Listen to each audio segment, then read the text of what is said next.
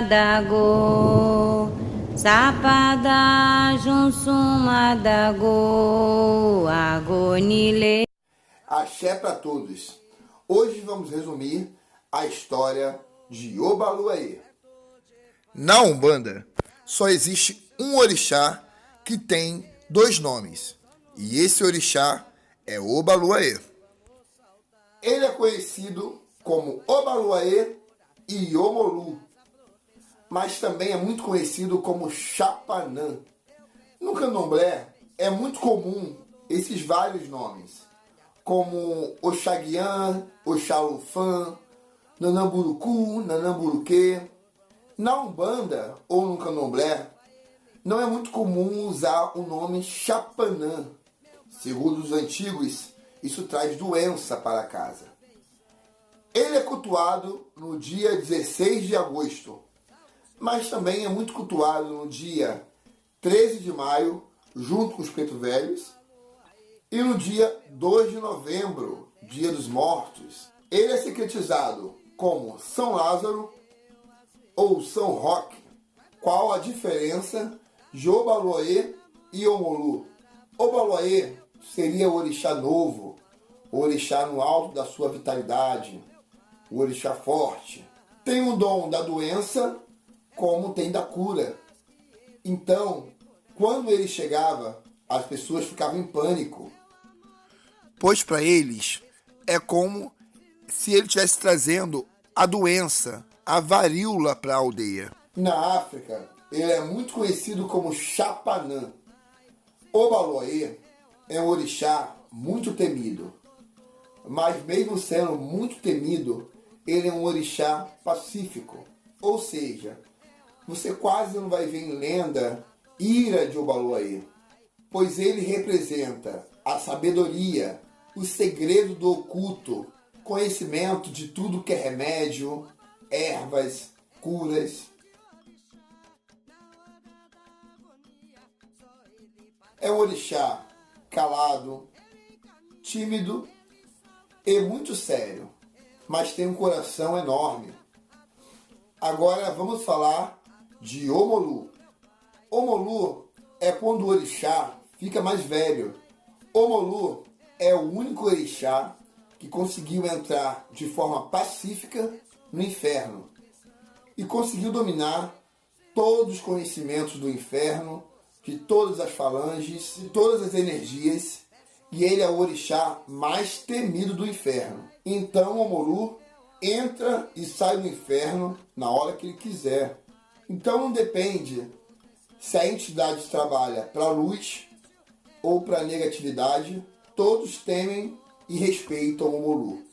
Ao Omolu cabe o julgamento se o espírito vai ou não reencarnar novamente. Então, ele vai avaliar se o espírito teve várias oportunidades de reencarnação, se ele conseguiu cumprir ou não a sua missão, se ele cresceu ou evoluiu. Então ele avalia isso tudo. Caso ele encontre um espírito que já teve várias reencarnações, mas não evoluiu, ficou sempre na mesma, preso ali, então o Omolu pega aquele espírito e converte ele em um ovoide. Você vai ver muito ovoide em livro kardecista, né? Foi transformado em ovoide. É como se fosse um ovo. Então o Omolu converte ele em ovoide, um ovo, e cola no teto da sua gruta.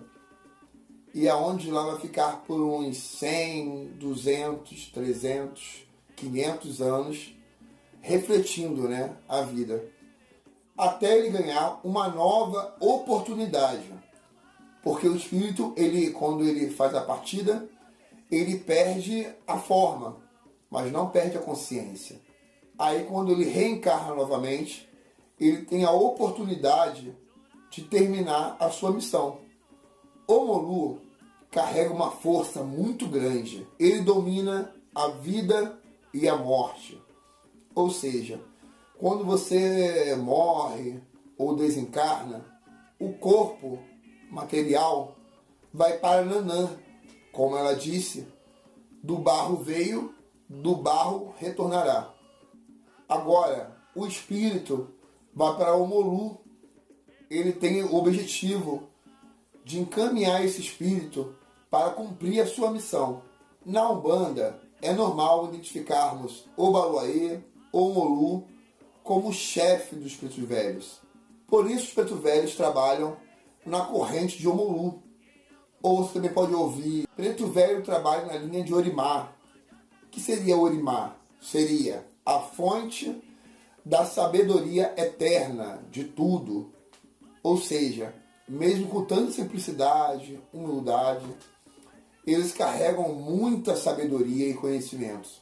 Frutas de Obaluayê seria jaca, carambola, cajá, fruta-pão, morango, amora, mamão, romã, maracujá, uva preta, jabuticaba e figo. Sua pedra é o ônix preto. Saudação a Obaluayê seria Atotô Ajuberô. O significado seria silêncio, pai em terra. É normal ver em gira de Obaluayê, na Umbanda ou no Candomblé, a chegada de Obaluayê, um silêncio absoluto, né? É um respeito muito grande por esse orixá. Então, às vezes não tem muita conversa, é dito somente o necessário naquele momento. É normal em gira de Obaluayê descer Nanã ou Iemanjá, porque as duas são mãe de Obaluayê. É difícil alguma entidade de Herê entrar em gira de Obaluayê. Cores de Obaluayê. Nas 7 linhas da Umbanda, Obaluayê fica no trecho onde não há luz, então não há cor. Em tese, seria as trevas, mas simbolizamos nas cores branca e na cor preta. Muitos também simbolizam Obaluayê com a vela lilás, que é representando a sua mãe, Nanã Buruquê. Outros também usam vela vermelha. Depende muito da casa que você está inserido. Vamos às características dos filhos de Obaluayê. Os filhos de Obaluayê são cautelosos e discretos, sem presentes em festas, mas são poucos notados. São rústicos e desajeitados. São ambiciosos, gostam de plano ao longo prazo e quase sempre alcançam seus objetivos. São realistas, lógicos, resignados, humildes, conservadores e optam por uma vida de renúncia. A maioria dos filhos de Obaluayê não gostam de crianças. Os homens não têm sorte com as mulheres e as mulheres não são boas mães.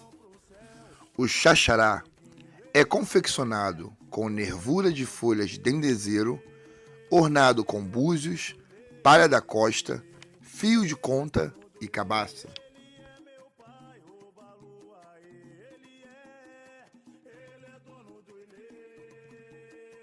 Vamos a lendas de Obaluayê. Conta a lenda que Nanã, já muito velha, foi procurar Ifá, o adivinho, para poder ter filhos. Então Ifá olhou para Nanã e falou: Nanã, você quer ter um filho? Mas você já criou a humanidade. Aí Nanã respondeu: não, mas eu quero um filho meu. Quero que um filho que venha de mim. Então Ifá olhou para o destino olhou para Ifá, e Ifá falou para Nanã: Nanã, tem certeza que você quer ter um filho? Ela: tenho certeza. Você pode ou não me ajudar? Então Ifá olha de novo para o destino e pergunta pela segunda vez para Nanã: Nan, tem certeza que você quer ter esse filho? Não, tenho sim. Está certo, é isso que eu quero. Então Ifá ensina um encanto para Nanã engravidar. Passou um tempo, Nanã engravidou. Quando já estava perto de nascer a criança, Nanã ela começa a andar muito, né? Ela começa a querer procurar um local sossegado para poder gerar aquela criança. E ela encontra um local sossegado debaixo de uma árvore. Então, Nanã dá a luz a Obaluayê. Mas quando olha aquela criança, ela já está cheia de feridas e começa a se coçar. Nanã fala, não é esse filho que eu queria. Não, essa criança está muito feia, está toda machucada. Não, eu não quero essa criança. E botou ele no cesto. Só que passou um tempo, Nanã teve outro filho. E Nanã deu à luz. Quando nasceu a criança, ela nasceu linda. E Nanã falou assim, é essa criança que eu queria, agora sim. E empurrou o cesto com o pé, jogando para o lado o Obaluayê. E falou, com a outra criança na mão, essa é a criança que eu queria. Então, a criança escorrega da mão de Nanã e cai no chão. E começa a criar escama na criança e ela começa a fugir para dentro do mato. E Nanã tenta pegar a criança, só que ela vai escapando e vai para dentro do mato. Então Nanã fica apavorada, né, que ela teve já 2 crianças que não nasceram com saúde. Então, depois de 14 dias, então Nanã vai para o Obaluayê e fala, eu não posso cuidar de você. Você trouxe a varíola. Eu não consigo ver a varíola. Então Nanã enrola o Obaluayê num pano e coloca dentro de um cesto. E o destino faz que Nanã leve o Obaluayê para a beira da praia. Nesse contratempo, um caranguejo provocou graves ferimentos na sua pele. E começou a chorar. Então Iemanjá encontrou aquela criança e criou com todo amor e carinho, como se fosse filho dela mesmo. Então pegou com folha de bananeira, curou as suas feridas e ele transformou num grande guerreiro hábil e caçador, que se cobria com palha da costa, que é chamada de icô. Mesmo depois de curado, o Obaluayê continua vestindo a mesma vestimenta de palha. Mas não é para esconder as marcas da sua doença, como muitos pensam, mas porque se tornou um ser com um brilho tão intenso, até mais que o próprio sol. Com isso, o caranguejo e a banana prata se tornaram a quizila de Obaluayê.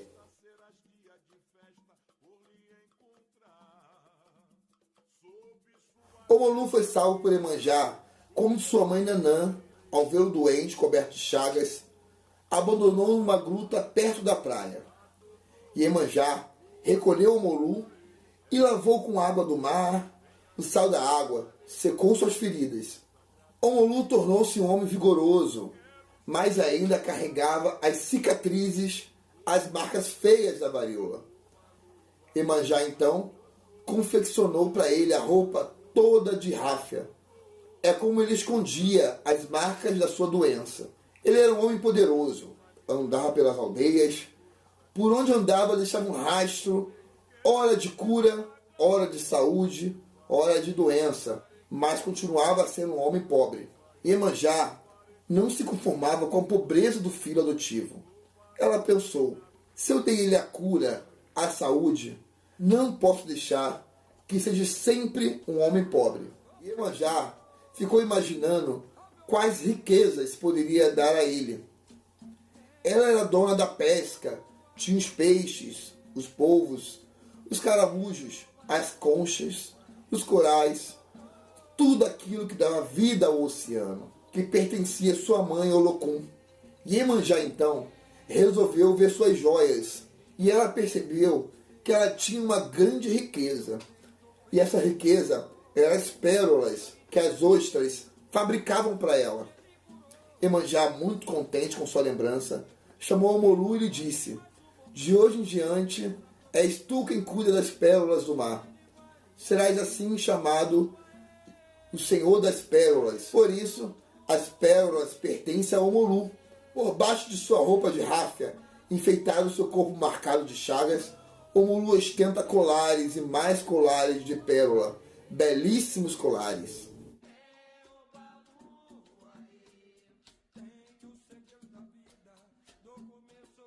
Reza a lenda que Oxalá percebeu que Obaluayê herdava um grande poder.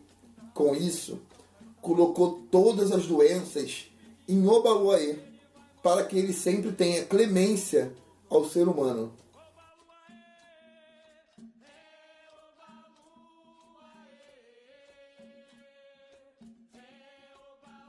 Reza a lenda que Obaloaiê, doente e com o corpo coberto de feridas, retorna para a aldeia onde nasceu.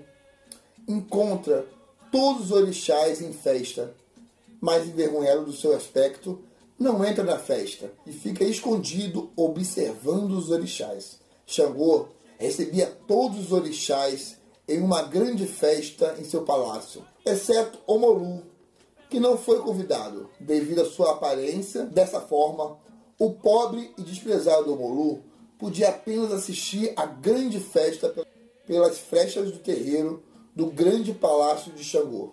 Ogum, vendo aquela injustiça, dispôs-se logo a ajudar. Providenciou para Obaloaiê uma grande festa que cobria da cabeça aos pés, ofuscando assim as marcas da varíola que ele leva em seu corpo. E Obaloaiê, mesmo envergonhado, adentrou ao palácio de Xangô, mas ninguém queria dançar com ele. E Yansan, que era muito esperta, observava tudo atentamente e se compadece da situação em que se encontrava o Omolu naquela festa e tenta ajudar. Nesse momento, Yansan aproximava-se de Omolu bem no centro dos xireiros dos orixás, que dançavam alegremente com seu belo vestido, e começa a dançar rodeando o Omolu, produzindo assim grande ventania que faz levantar a palha que cobriu o Omolu, revelando suas feridas por debaixo daquelas vestes. Nesse momento mágico, as feridas de Omolu pularam para fora do seu corpo, transformadas numa chuva de pipoca que cobriu todo o palácio de Xangô de branco, revelando por detrás de todas aquelas feridas um jovem belo e forte. Em recompensa à sua grande ajuda, Omolu deu a Yansan o poder do domínio de todo o seu reino, fazendo Yansan tornar Yansan Balé a senhora que tem o domínio sobre os mortos, e com seu Eruxim afasta os eguns para o mundo dos espíritos, dominando-os. Bom, galera, isso é um pequeno resumo da história de Obaloaiê. Existem muitas lendas de Obaloaiê e muitos detalhes também. Espero que vocês tenham gostado e até a próxima.